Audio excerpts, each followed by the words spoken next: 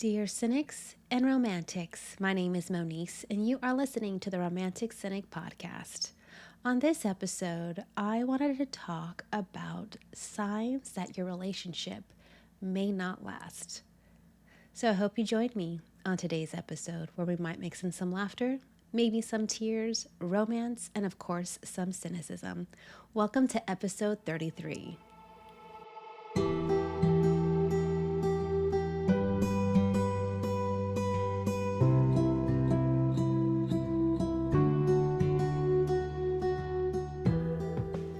I came across an article that talked about signs that your relationship won't last. And I also thought about it from the flip side that you can see these as signs that your relationship will last.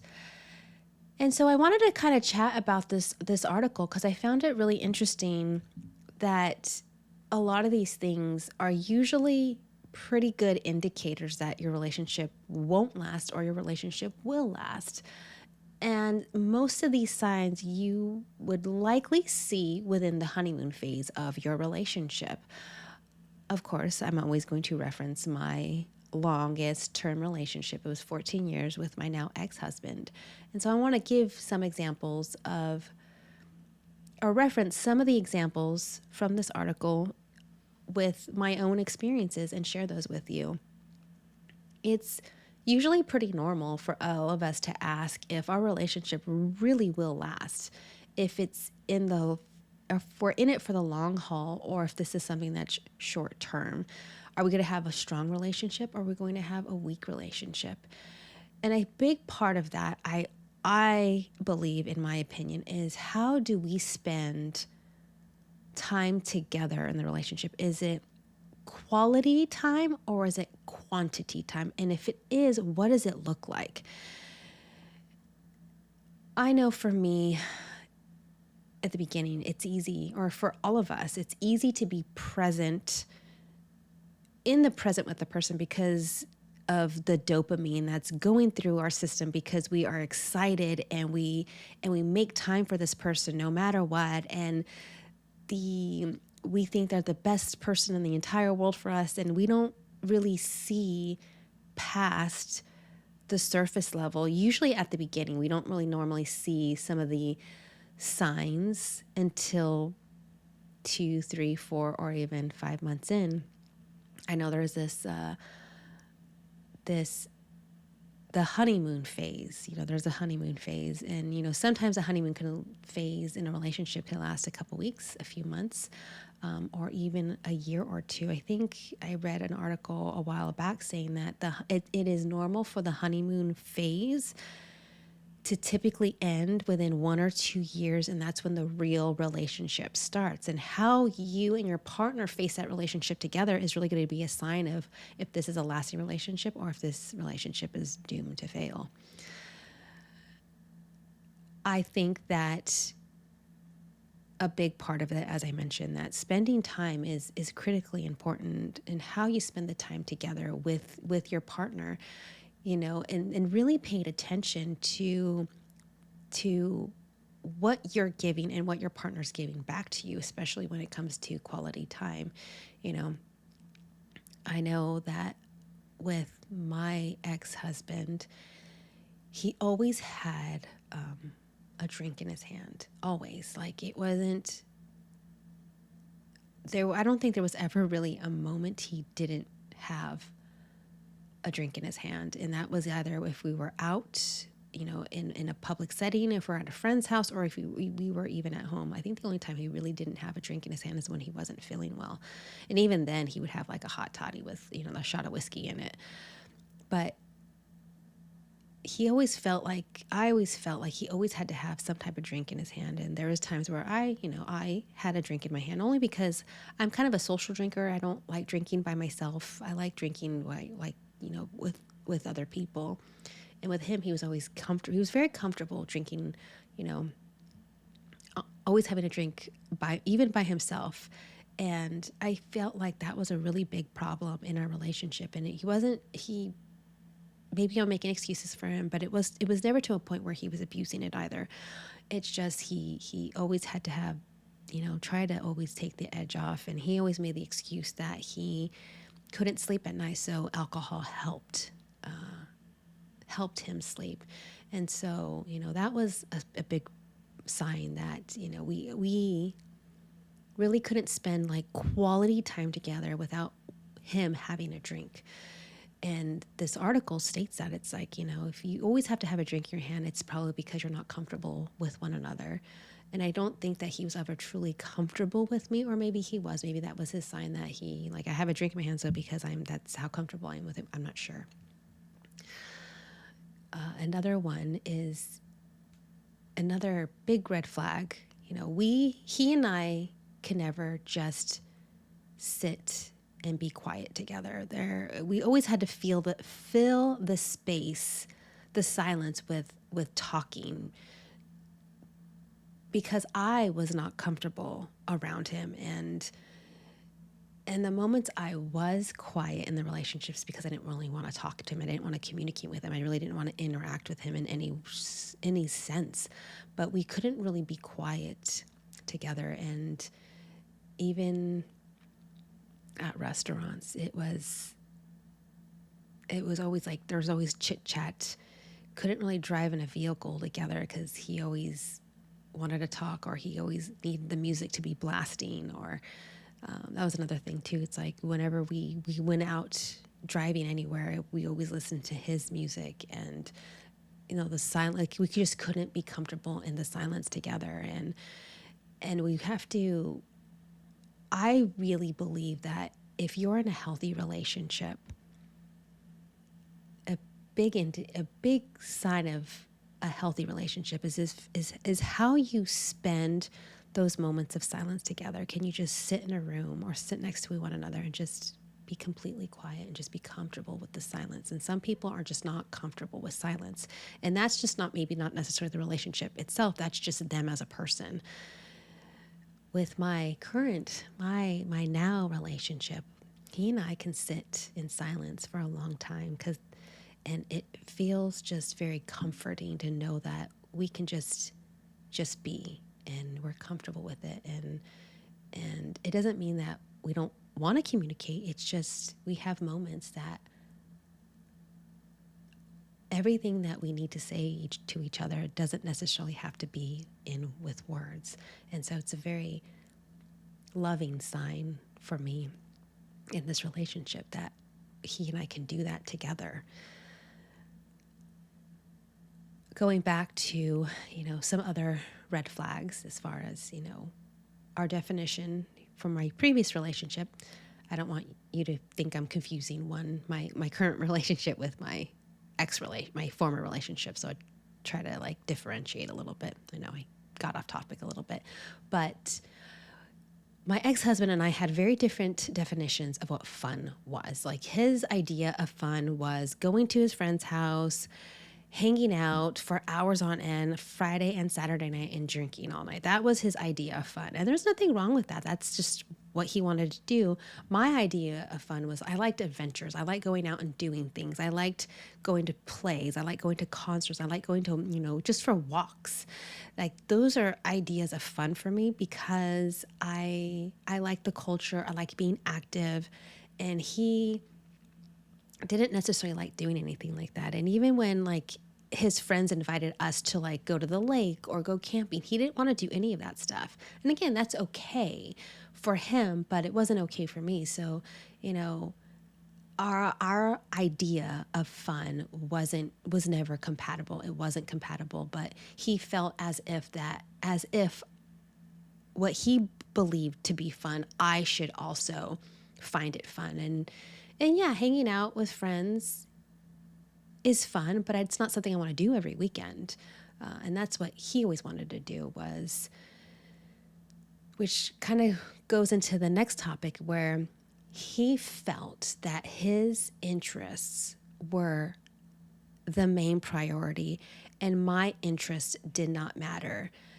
My interests, he would never explore. He would never want to jump in and like, hey, let's try this together because you like this, so therefore let's try this together. He was never adventurous. He never wanted to do anything I wanted to do. And the times that I really wanted, I kind of went out on my own and said, you know what, I'm just going to do this by myself. That's what happened. I ended up doing these things by myself. I didn't have a partner. That I didn't have. My ex-husband just did not want to do any of those things.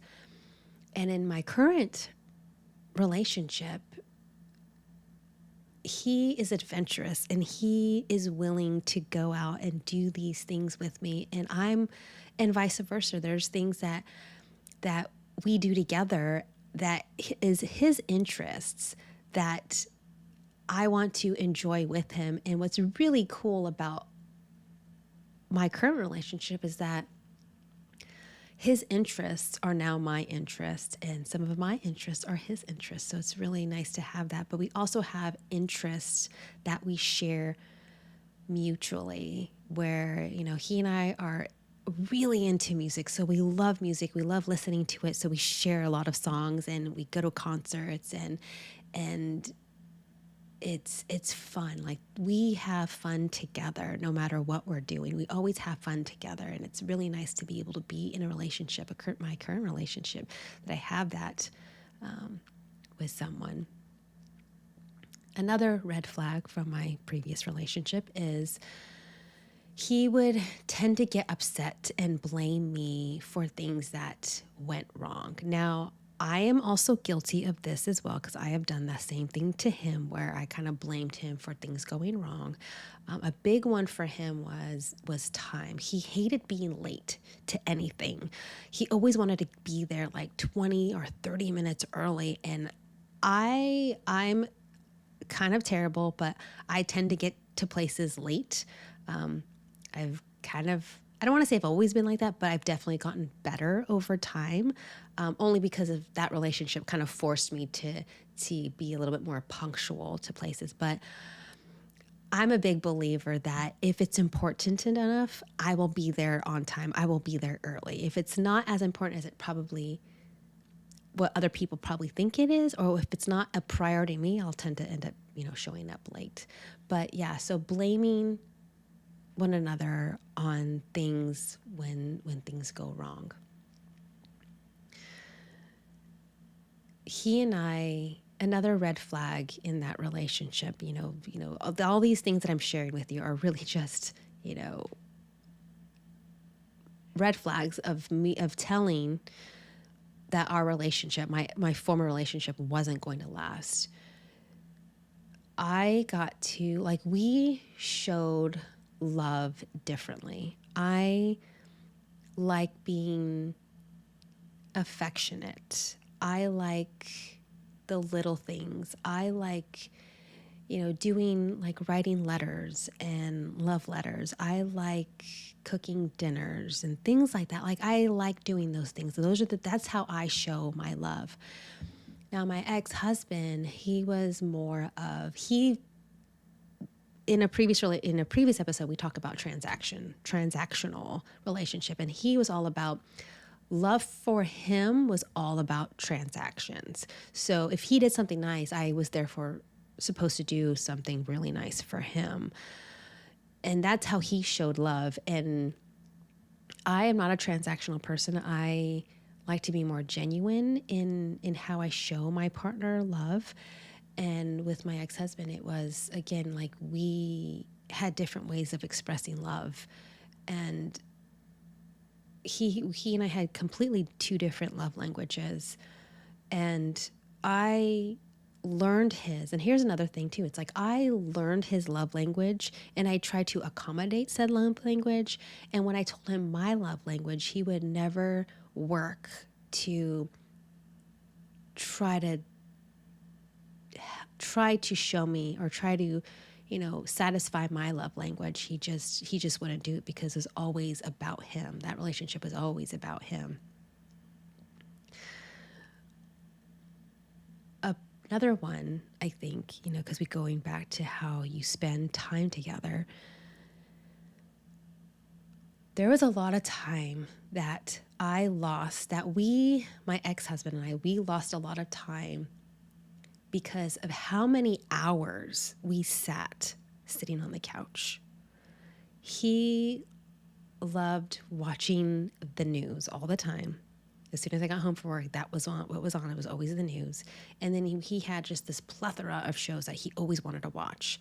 And so that's how he spent his quality time with me. He wanted me to sit down on the couch and just watch all these shows with him Monday through Sunday. Like there was this very boring routine. Not all routine is boring, but this one was, because I needed more stimulation, like mental stimulation. I needed more physical stimulation. I like to get out and I like to do things and I like to really stretch my mind and learn things. And we spent so much time sitting on the couch just watching TV. And I don't watch a lot of TV now because I just feel like I had so much time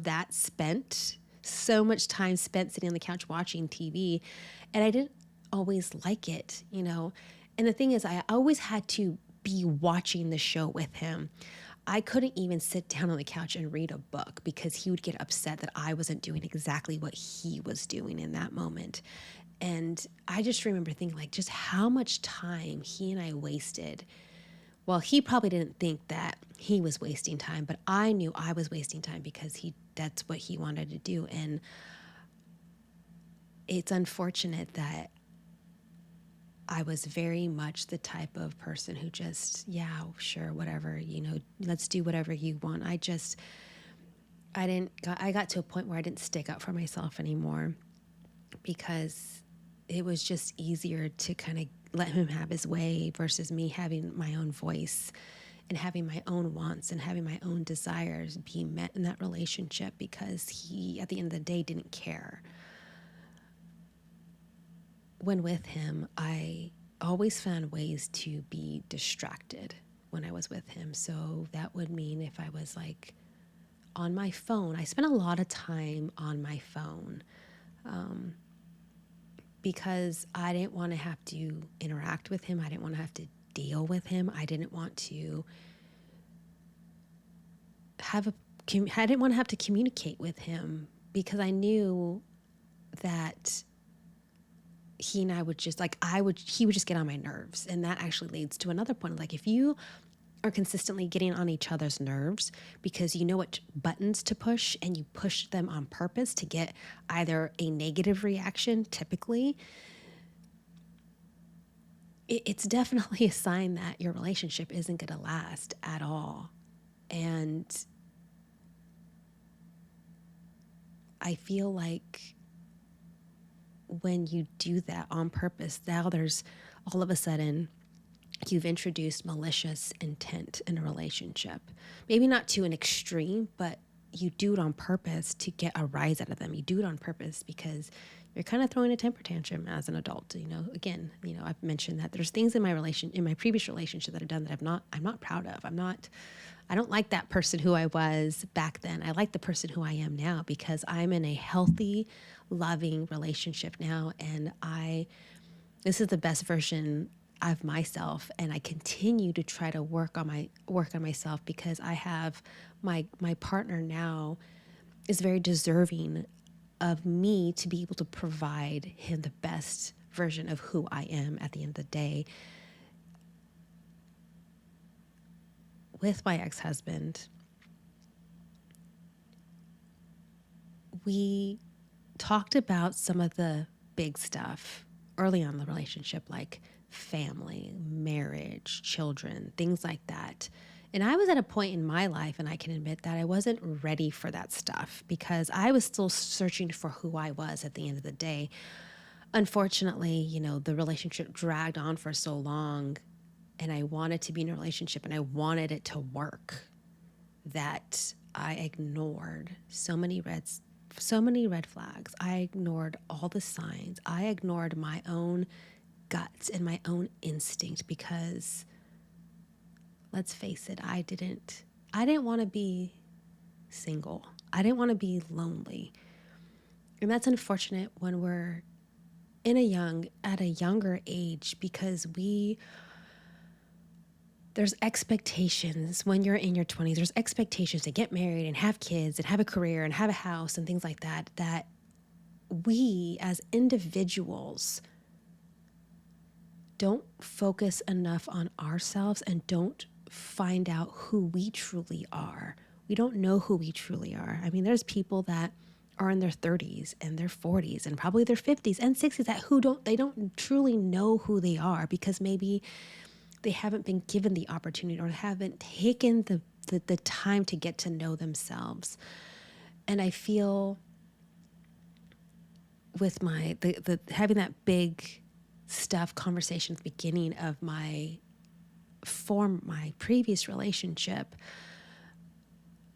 I wasn't necessarily ready for those things, and I was, and I'm guilty of that because I held him back from things that he wanted in a relationship.